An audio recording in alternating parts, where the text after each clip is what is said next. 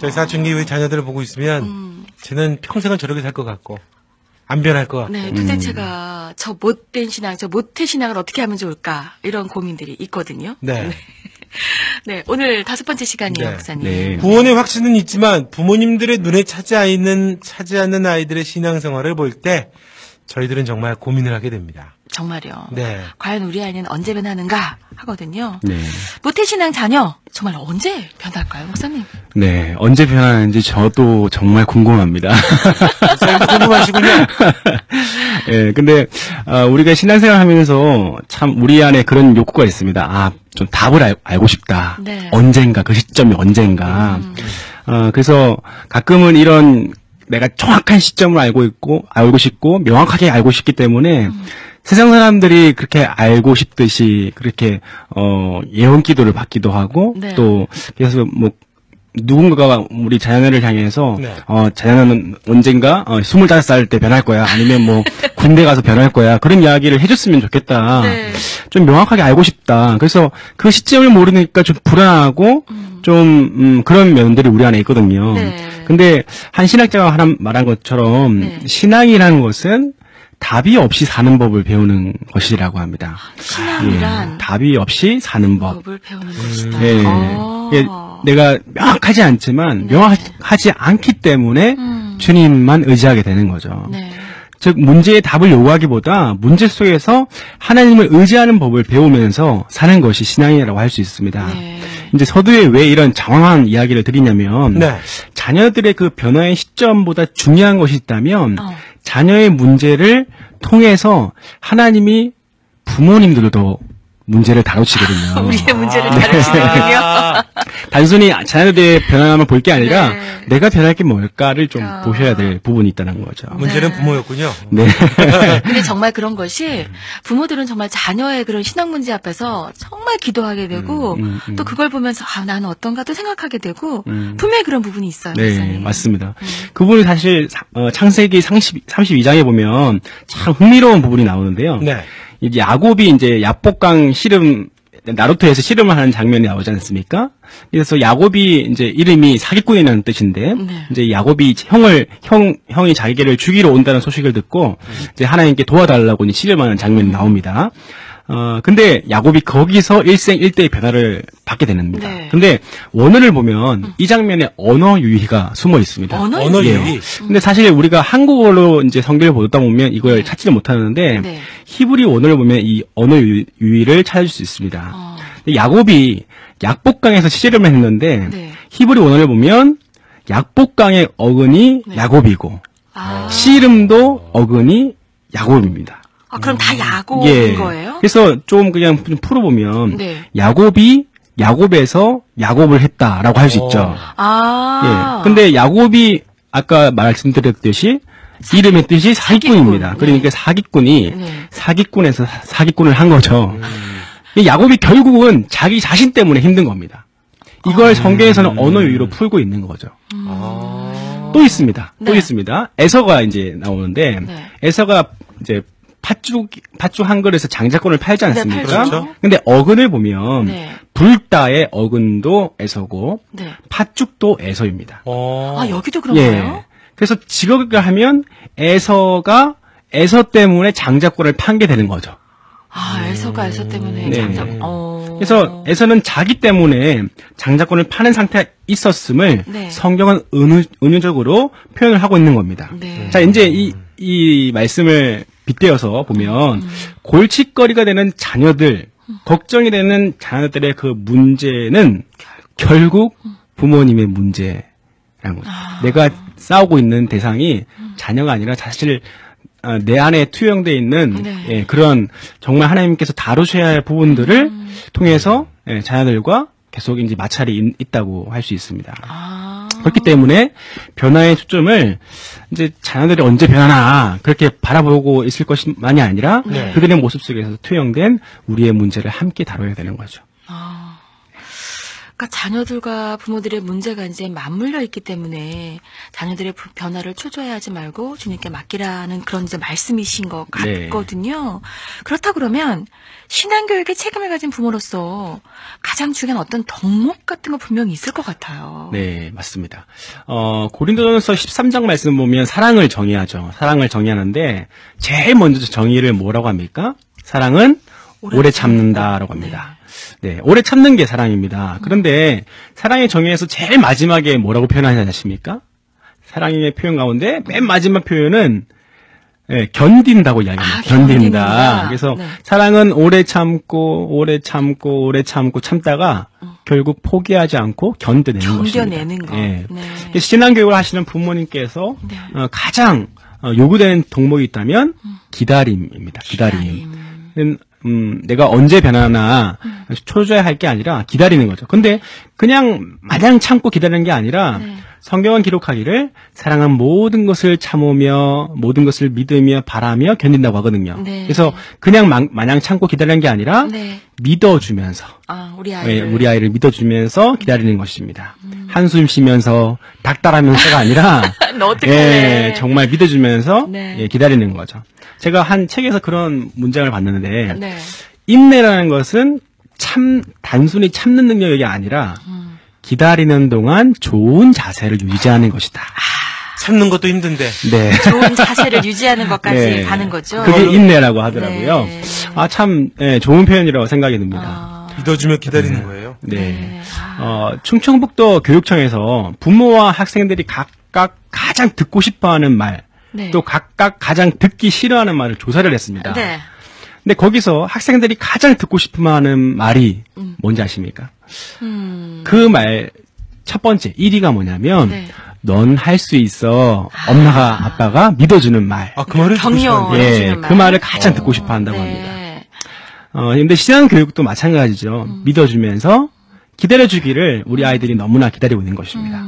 자, 그런데 세상 사람들이 믿고 기다리는 그것과 우리 신앙의 부모님들이 믿고 기다리는 것에 차이점이 있습니다.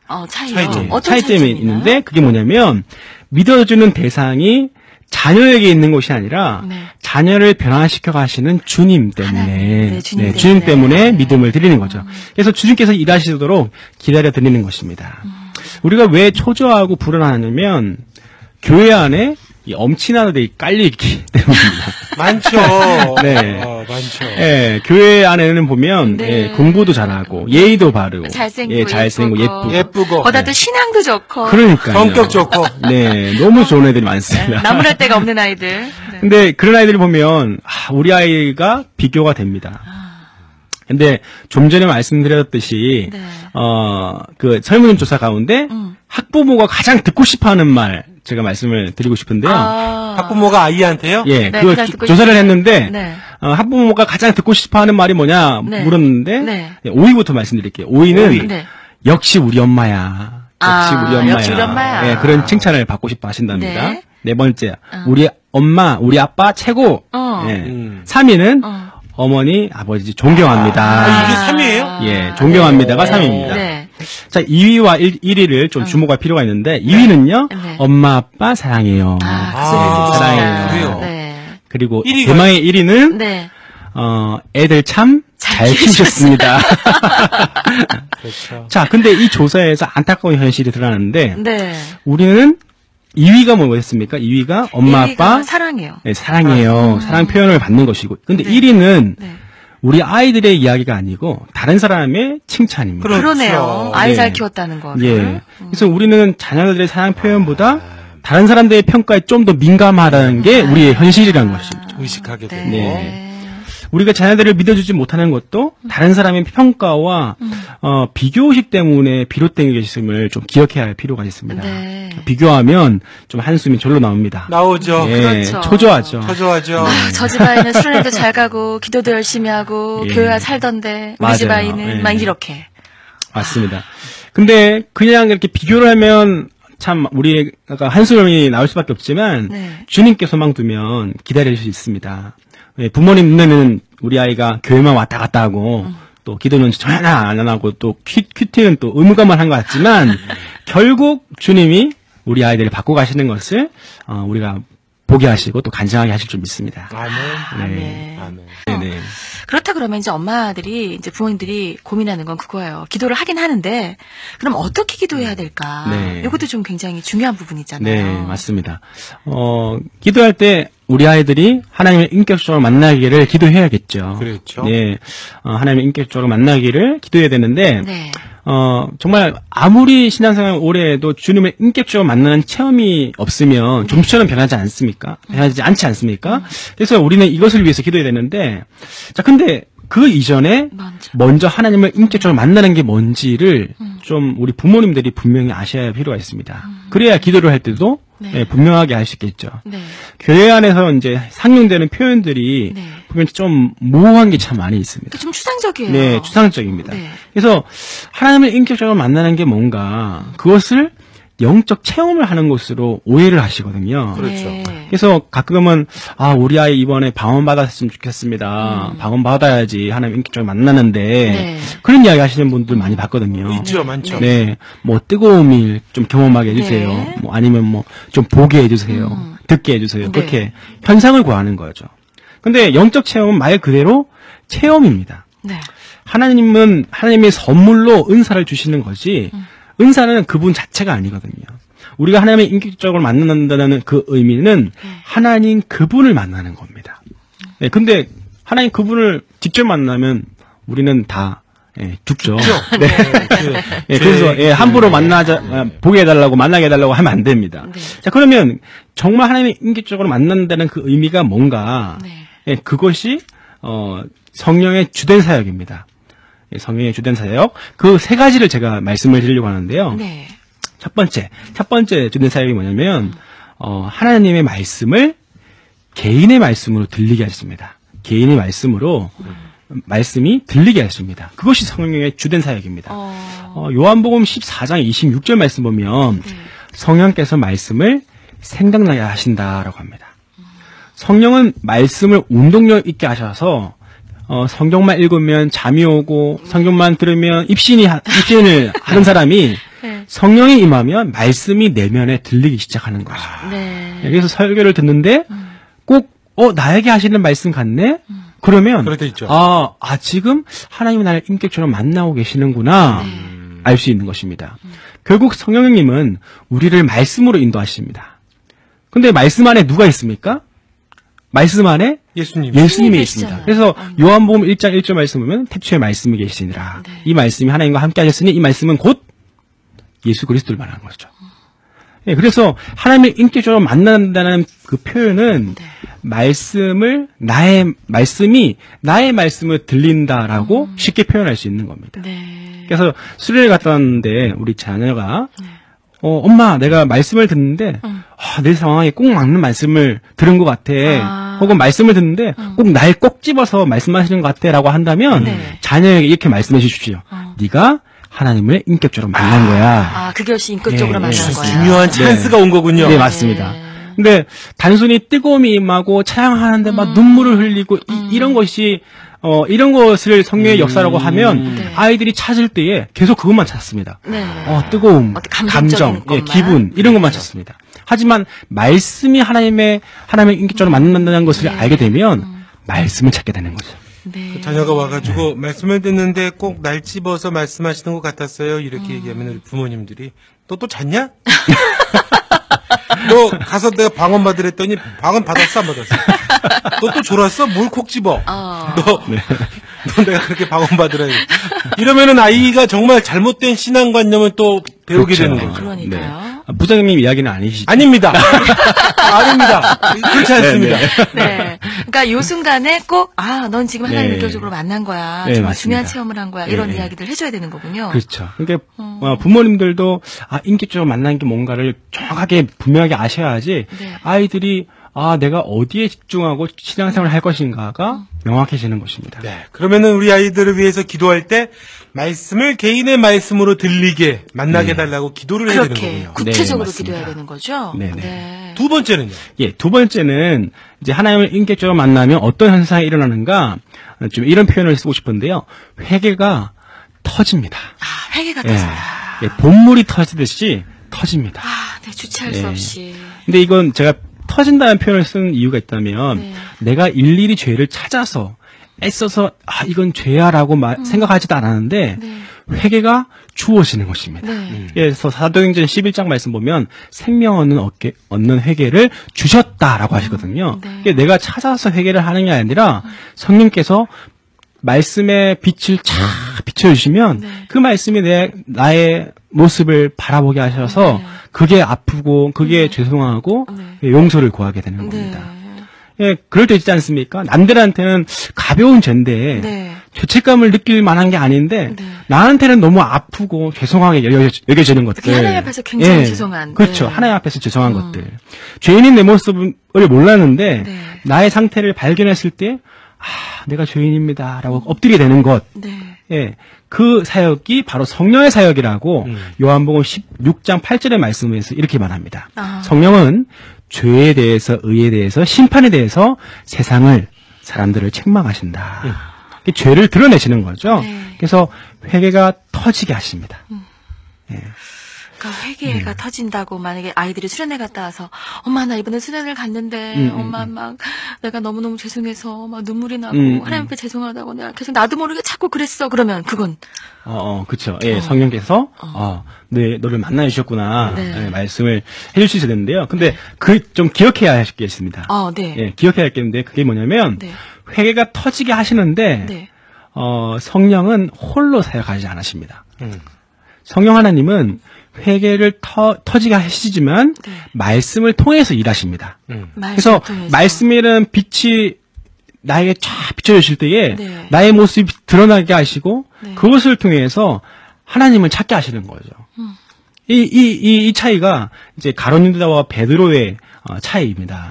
가룟 유다가 예수님을 팔았지만 네. 성경에 보면요 가룟 유다도 뉘우쳤습니다. 뉘우쳤죠. 네. 네. 있고. 네, 맞습니다. 그래서 마태복음 27장 3절 말씀 보면 그때 예수를 판 유다가 그의 정죄담을 보고 스스로 뉘우쳤다라고 합니다. 네. 근데 주목해야 할 단어가 있는데 네. 스스로 뉘우쳤다. 스스로 예. 뉘우쳐. 그러니까 뉘우치는 근거가 뭐냐면 네. 죄책감인 거죠. 그 죄책감으로 결국 가룟 유다는 파멸로 이끌게 됩니다. 자, 그런데 베드로는 다릅니다. 네. 똑같이 예수님을 배신했는데 불구하고 네. 베드로는 죄책감이 회개의 시작이 아니었습니다. 마태복음 26장 75절 말씀 보면 이에 베드로가 예수의 말씀에 닭 울기 전에 네가 3번 나를 부인하리라 하심이 생각나서 밖에 나가서 심히 통곡한다. 자, 그 말씀이 맞습니다. 베드로가 생각난 거는 나의 어떤 기분과 감정이 아니었고 하나님 말씀이 내 상태를 딱 비춰주시니까 네. 내가 말씀에 비춰봤을 때 죄인이구나. 네. 이게 느껴진 거죠. 성령께서 이 사역을 하시는 것입니다. 말씀 가운데 회개가 터지게 하십니다. 상황과 문제 속에서 말씀이 생각나게 하시는 거죠. 맞아. 내 생각으로는 이게 죄가 아닌데 말씀 비춰보니까 이게 죄가 맞구나. 그래서 회개의 기준이 죄책감이 아니라 이제 말씀이 되는 거죠. 네. 그래서 결국은 성령께서 어디로 이끄시느냐. 또 말씀이네요. 그렇죠. 말씀으로 이끄십니다. 네. 예, 그래서 말씀을 통해서 회개하게 하시고 용서를 경험하게 하십니다. 네. 사탄은 죄책감을 통해서 파멸로 이끌게 하지만 성령은 말씀을 통해서 하나님의 용서를 경험하게 하십니다. 굉장히 큰 차이네요. 네, 맞습니다. 그러면서 하나님 아버지의 사랑을 우리가 알아가게 되고. 네. 그래서 성령은 결국 우리를 하나님의 사랑으로 이끌게 하시는 거죠. 그래서 갈라디아서 4장 6절 말씀 보면 성령께서 우리로 아빠 하나님이라고 부르게 하시고 또 하나님의 사랑이 성령으로 말미암아 부어진다고 하거든요. 네. 그래서 자녀들이 가슴 설레어하면서 하나님을 아빠라고 부르고 또 하나님 사랑이 깨달아져서 눈물로 고백하는 건 우리 부모님 너무 기대하지 않습니까? 네. 근데 이 모든 것이 성령의 역사라는 거죠. 그래서 정리해 보면 올 여름 자녀들이 좀 변화되기를 기대하면서 기억해야 할 것이 무엇인가? 말씀을 통해서 자녀들이 자신의 모습을 좀 발견할 수 있도록 기도하셔야 돼요. 그리고 내가 찾아서 내가 제가 죄인 것이 드러나서 그것을 내가 회개하는 것이 아니라 말씀에 비춰진 자신의 모습을 발견하기를 기도하는 거죠. 그래서 말씀 속에서 하나님의 용서와 네. 사랑을 발견하는 겁니다. 자녀가 하나님의 인격적으로 만나기 원하신다면 네. 수련회에서 뭐 여러 가지 순서가 많지만 네. 찬양 시간도 있고 레크레이션 시간도 있고 뭐 발표 시간도 다 좋지만 네. 무엇보다 좀 말씀에 집중하라고 전해 주십시오. 제가 터닝 포인트가 됐던 수련회가 있는데요. 네. 그때 제가 기억하는 그 경험이 있습니다. 한 전도사님께서 저를 향해서 그렇게 말씀하셨어요. 너 지금 수련회 가는데 뭐 하러 가니? 물어보시더라고요. 그래서 네. 제가 은혜 받으러 갑니다. 라고 네. 했는데, 야, 은혜가 뭐냐? 어. 근데 가만히 생각해 은혜가 뭔지 모르겠더라고요. 네. 은혜가 뭐지? 짠한 감동인가? 기분인가? 여자 이름인가? 예. 네.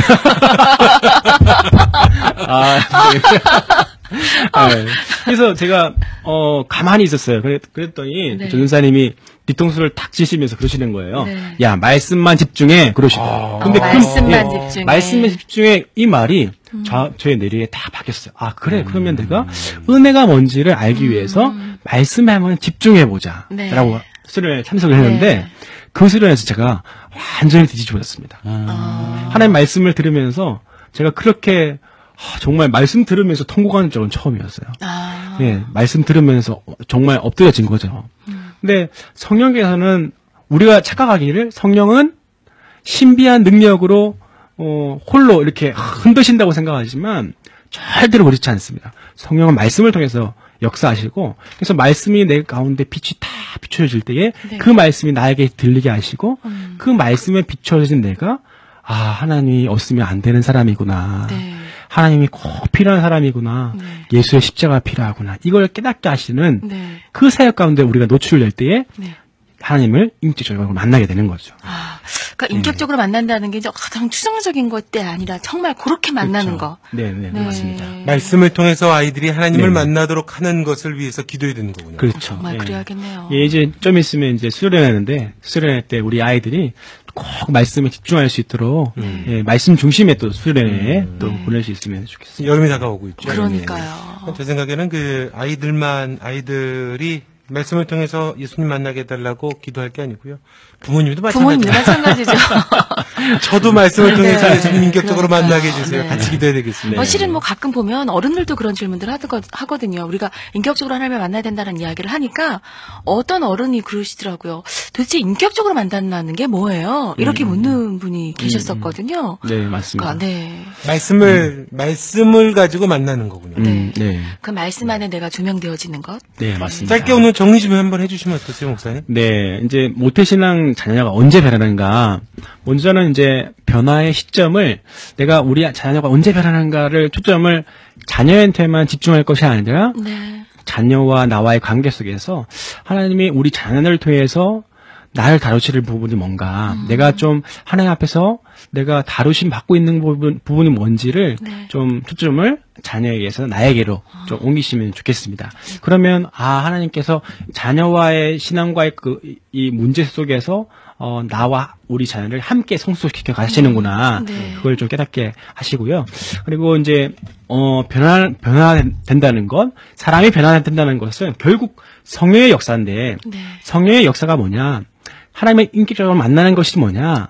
단순히 영적인 체험을 하는 것이 아니라 네. 하나님 말씀의 빛이 나에게 비춰질 때에 그 말씀이 나의 말씀으로 그냥 66권의 말씀이 편만에 있는 모든 사람을 위한 말씀이 아니라 정말 나의 말씀으로 받아들여지게 하는 것이 성령의 역사고 그 말씀을 통해서 내 상태를 발견하고 네. 또 하나님이 누구신지 발견하는 것. 그래서 탕자가 그러지 않았습니까? 탕자가 이제 아버지를 떠나서 이제 도망가죠. 네. 근데 그곳에서 자신의 모습과 아버지를 함께 기억하게 됩니다. 네. 그래서 내가 이곳에서 줄여 죽는구나. 자신의 상태를 발견하고, 네. 그리고 내 아버지는 품꾼이 많고, 내 아버지의 품에 가면 좋을 텐데, 네. 그래서 두 가지를 상기를 하거든요. 내 상태는 어떻고, 아버지는 어떤 분이신가. 네. 사실 우리가 변화가 되려면 내 상태를 발견하고, 어떤지. 하나님을 발견해야 합니다. 아담도 그랬죠. 아담도 내 상태가 어떤지를 발견했어야 됩니다. 그래서 하나님께서 아담에게 물으실 때에 네가 어디 있느냐, 내 상태가 지금 어디 있느냐를 발견을 해야지.